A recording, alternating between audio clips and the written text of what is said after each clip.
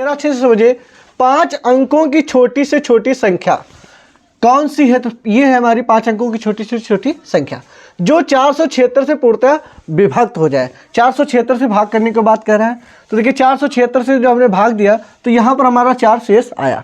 अब देखिए यहाँ पर कह रहा है 5 अंकों की छोटी से छोटी संख्या कौन सी है जो 476 से पूर्णतः विभाजित हो जाए। तो इसके लिए पहले हम इसको समझते हैं, 9 से 24 को समझिए। ऐसी कौन सी संख्या है जिसको जोड़ दें या घटा दें? देखिए 9 दून 18, बचा कितना? 6। यानी यहाँ पर क्या है, अगर ये जो 6 जो एक्स्ट्रा है, अगर 6 इसमें से हम घटा दें यानी कितना आ गया? 18।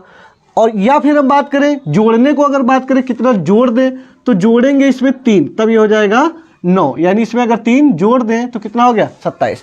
अगर 6 घटा दें तो पूर्णतः विभाजित हो जाएगी, अगर 3 जोड़ दें तो पूर्णतः विभाजित हो जाएगा। इसी प्रकार से यहाँ पर समझिए 4 शेष आया है, तो अगर ये जो शेष आया है अगर इसको हम घटा दें तो जो संख्या हमें प्राप्त होगी वो पूर्णतः इससे विभाजित होगी। या फिर हम बात करें कितना जोड़ दें तो जोड़ना पड़ेगा इसमें। देखिए 476 लाने के लिए 4 लिखा है तो 472 जोड़ दें, तो 472 जोड़ने पर जो संख्या प्राप्त होगी, जैसे इसमें जब हमने घटाया तो यह वाला प्राप्त हुआ, जब 472 जोड़ेंगे तो प्राप्त होगा 27401।